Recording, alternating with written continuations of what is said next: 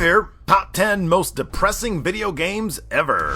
While my old chum and TenFTW partner Larson is gallivanting on his honeymoon across Greece with his blushing new bride, old Steve here is left to hold down the fort solo. I'll tell you, kinda makes me sad. So in the spirit of my crippling depression, here are the 10 most depressing games ever.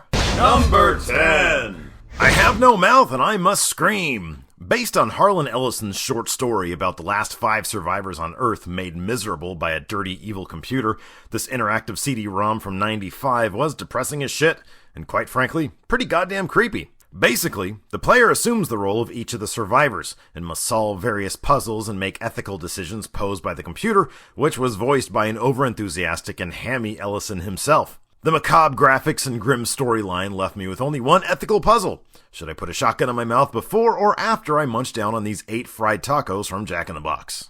Number 9. Half-Life 2!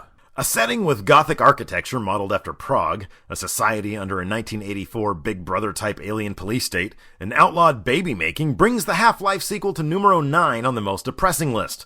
Picking up after Earth's hostile alien takeover, HL2 also features head crabs, disgusting head-humping parasitic giant crabs that got me scratching my dome nervously the first few times I encountered them. Combined with the fact that the alien Combine faction generates an energy field that prevents humans from making babies, this is one bleak future.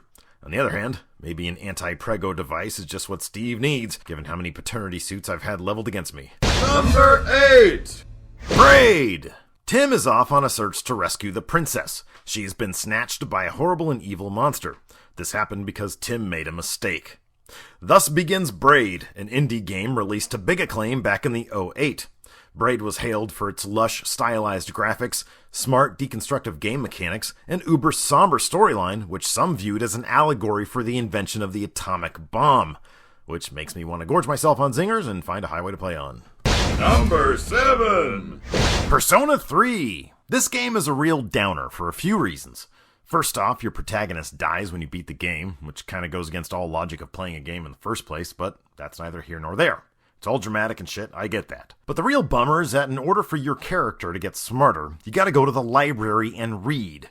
Now look, I may be weird, but when I fire up my console, I'm not looking to go all Dewey Decimal System on that ass.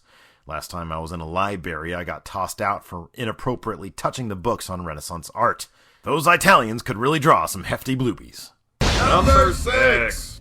Heavy Rain! Decisions, decisions, decisions. That's what Heavy Rain is all about. Decisions. Sad, sad decisions. Like, should I chop my finger off to help find my missing son who may or may not have been kidnapped by a madman? Or should I get naked with this fat scumbag to help find the origami killer? Or should this cop pause his investigation in order to down 2 boxes of chocolate-on-chocolate Entenmann's donuts? Well, nothing says depression like some stress eating. Number 5. Max Payne! I don't know what's more depressing, the storyline to this game or that Marky Mark starred as Max in the film adaptation. Number 4.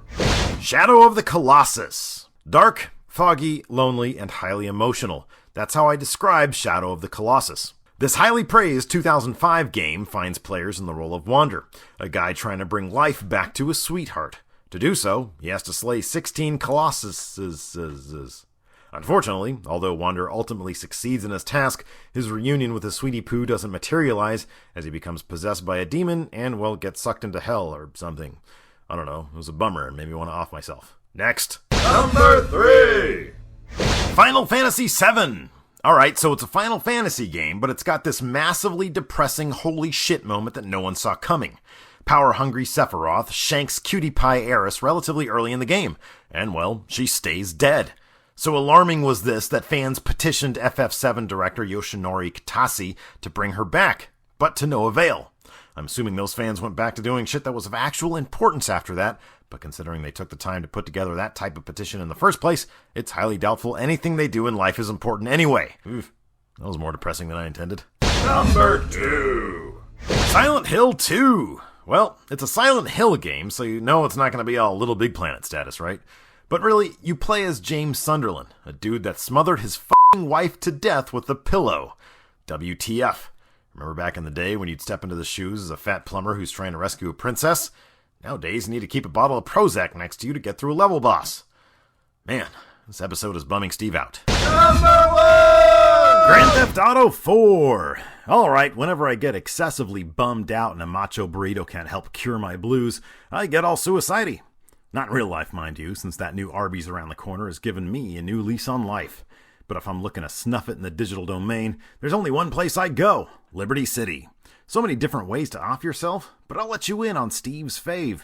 I call it Suicide by Cop and Gravity. First, provoke the 5-0 till they swarm. Next, find a tall building, light a Molotov cocktail for good measure, toss it overboard and chase it. On the way down, you can try to find a cop to fall on, but if you can't, don't worry, you'll be dead soon. If the fall doesn't kill you, which it surely will, these trigger-happy pigs will surely get the job done. Oof, that was a depressing one.